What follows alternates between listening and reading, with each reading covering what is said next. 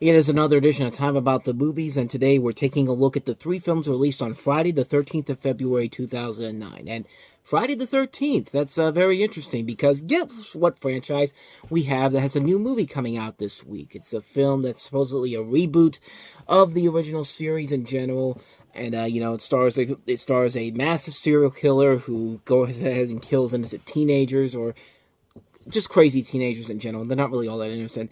I'm, of course, talking about Freddy Krueger. Let's go ahead and see what's happening with him.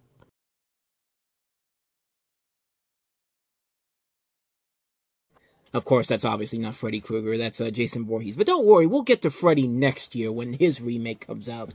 But, yeah, first off, that chick who's, like, just crawling on her back, it's just like, get up and run. I mean, he's literally you'll be further away from him if you just got your ass up like normal people do instead of just doing the backwards crab walk. Like, what are you doing? Like, you're setting yourself up to get murdered by this guy.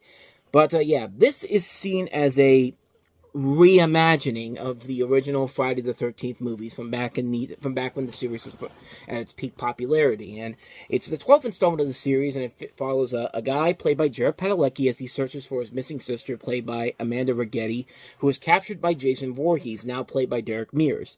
And you also have characters played by Aaron Yo, Danielle Panabaker, Juliana Hough, Travis Van Winkle, and yeah, let's talk about the reboot thing, because when I think of a reboot or a reimagining, I think of something that is kind of similar to the original movie, but doesn't do the same things that the original series did. Like, we'll have a much better example of that later in the year when Star Trek comes out. That's a movie where, J.J. Abrams took the concept of Star Trek and started it back from the beginning.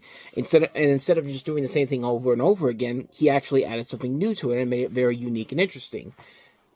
Friday the 13th is just the same goddamn movie we've seen over and over again. Like, no joke, this is literally the same movie. Like, if you really want to reboot this series and do something that's unique and different with it, I've always had kind of an idea of what to do with it, per se. Like, you should, like, it's weird. I had this idea of doing, like, a two-part film. Like, do a two-part film, have the first film centering around Jason's mother, because, as we know from the original film, Jason's mother is the original Jason Voorhees in that movie. Jason Voorhees doesn't come into play until the second movie, and then, of course, he doesn't get his hockey mask until, I think, the third or fourth movie, if I'm not mistaken. It's been a while since I've seen these movies, but what I'm saying is start the movie off, do two movies. One movie focuses on Jason's mother being the killer, and then with the second film, have it set, like, I don't know, 30, 40 years after the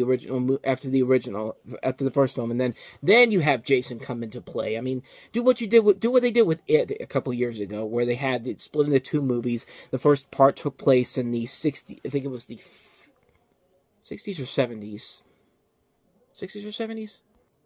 Okay, I was kind of right. The 1990s miniseries, it takes place in the 60s at first, and then it goes to the 90s. But the recent film I'm talking about takes place in the 80s, and It Chapter 2 takes place in 2017. So I was kind of right, but I was kind of wrong too. But like, do something like that. Like, that's how you give this series a new look to it. Started off from the very beginning, have it be about Jason's mother being upset that these counselors didn't watch her kid, and then she's the one that's going around killing people in the first movie, and then have it speed up the time, and then have Jason Voorhees come in here. Do something different.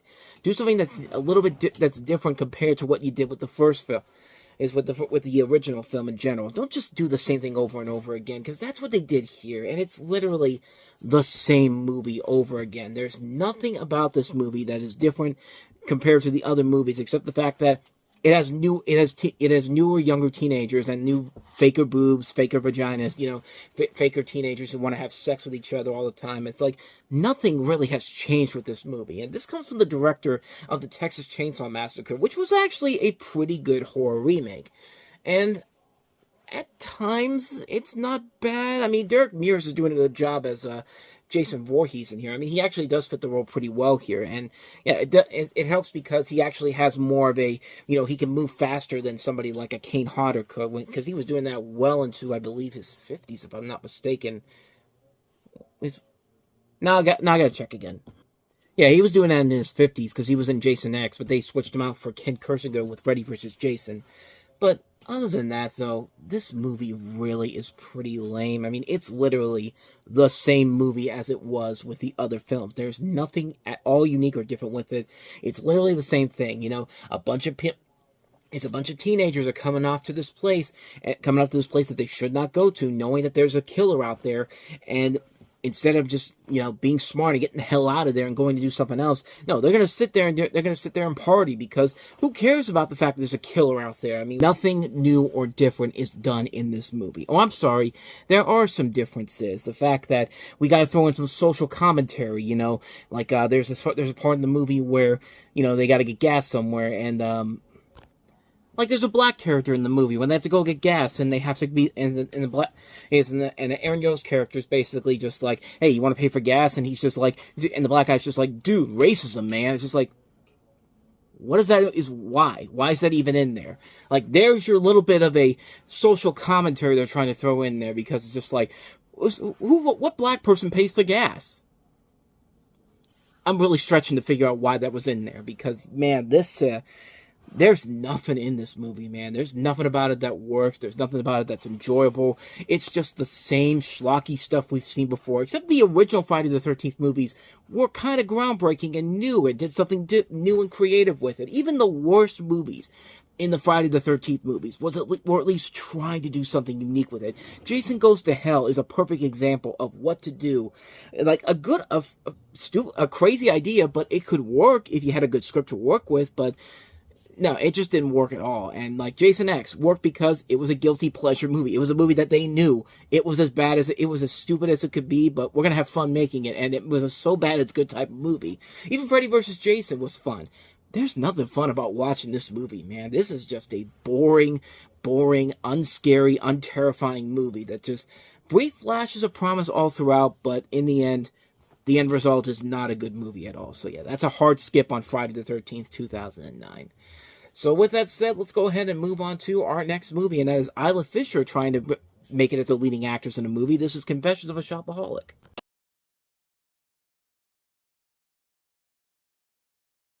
Okay, first of all, did they really use a catapult to launch the clothes out of the closet? Do not open that closet! Son of a bitch, they did. I mean, just, like, I get it. You want to make the clothes look like they're coming out of the closet, but why using a catapult? It just seems like way too much. For a movie like this, you don't need that at all. But anyway, Confessions of a Shopaholic. Struggling with her debilitating obsession with shopping and the sudden collapse of her income source, Rebecca Bloomwood, played by Isla Fisher, unintentionally lands a job writing for a financial magazine after a drunken letter-mailing mix-up. Ironically written about the consumer cautions of she hasn't heeded. Rebecca's innovative comparisons and unconventional metaphors for economics grant her critical acclaim, public success, and the admiration of her supportive boss, played by Hugh Dancy. But as she draws closer to her ultimate goal of writing for renowned fashion magazine Elite, she questions her true ambitions and must determine if overcoming her shopaholic condition will bring her real happiness. And I did not realize this. This was also a PG-rated romantic comedy. For some reason, that around this time, someone just said, PG-13 is the norm, but I've got a brilliant idea. Let's take these romantic comedies that are PG-13 and let's make them PG so we can bring the families in here, which none of these movies do not deserve to be seen by families. I mean, of all the ones that I've talked about, Bride Wars, New in Town, no question, this is definitely the best of the bunch. And even then, it's not that great of a movie. I mean, as much as I love Isla Fisher, and I feel like she could be a really good romantic comedic actress in a leading role, there's not really a whole lot given in the movie. There's a good idea in here in general, especially with, this is something that I think a lot of people can really relate to, being the shopaholic and buying a lot of stuff and then realizing that, you've been is your decline and you have to figure out how you're going to live the rest of your life and have to basically get over the fact that you can't stop shopping. I mean, hell, I go through that all the time. I mean, I literally just bought something in the last couple of days, and it's something that I don't need. But you know what? I wanted it for my collection. But we'll save that for another time. But these are, of course, based off of a series of books as well. And this is directed by a guy who made a great romantic comedy in the past. This is P.J. Hogan, the man who did My Best Friend's Wedding with Julia Roberts and also Cameron Diaz, and also he did Muriel's Wedding. The last movie he directed, though, was the Peter Pan remake, the live-action one, not the Disney one, the Universal one, which was okay, I guess. I mean, he's a good director overall, and the film overall isn't terrible, but it just feels like it doesn't feel like it really gets the full composure of what it could really do. Like, there's not really a whole lot there to really elevate it to the next level, to give it that extra oomph that it needs to be a really good movie in general. I mean, it's not a bad movie overall. It's just a movie that I feel like there could have been so much more to work with here, especially since Isla Fisher is a really good actress. I think she's very funny. She's a beautiful woman, and she's got the potential to be a good leading actress in something. I mean,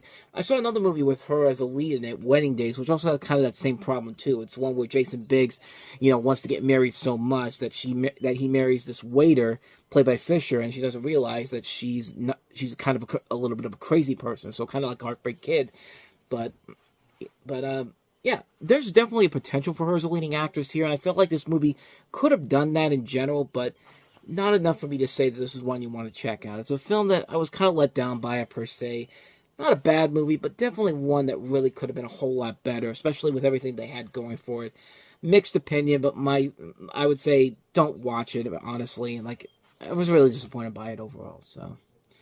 With that said, let's go ahead and move on to our last film that we have here. Clive Owen and Naomi Watts starring in the thriller, The International.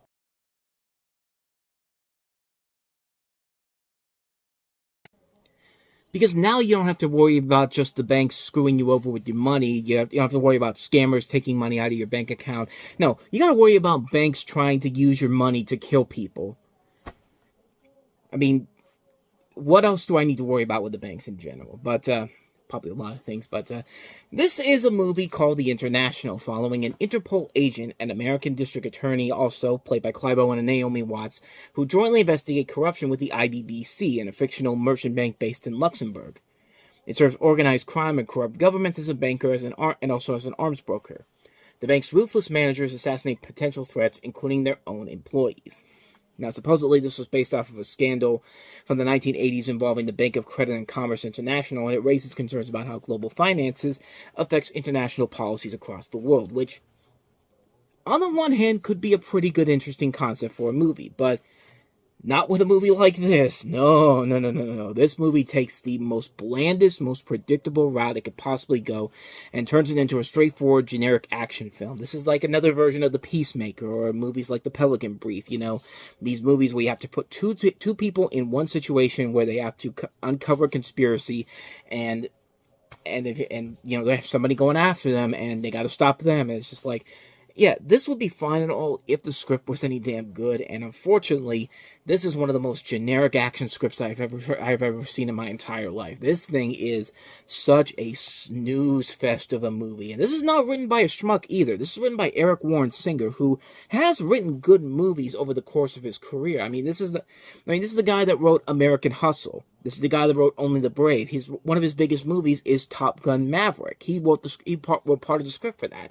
This guy is not a schmuck filmmaker. This is somebody who has written good scripts and all. Has been nominated for an Oscar for writing a script. The director, Tom Twyker, is actually a decent director too. The last thing he did was Perfume, and he also did Cloud Atlas. Okay, maybe not the best overall, but you get the idea here. There is talent on this movie, not just in the acting, but also the writing and the director, but there's just nothing there in terms of the story. It's something we've seen done to that before so many times in the past, and it just really feels like there's just nothing there. Like, there's nothing about this movie that's engaging or interesting. You don't even buy the chemistry between Owen and Watts in particular, and if you can't buy their chemistry, then why the hell are we even in here in the first goddamn place? I guess maybe the action sequences are not terrible. They're okay at best. There's nothing really about them that makes them stand out or anything.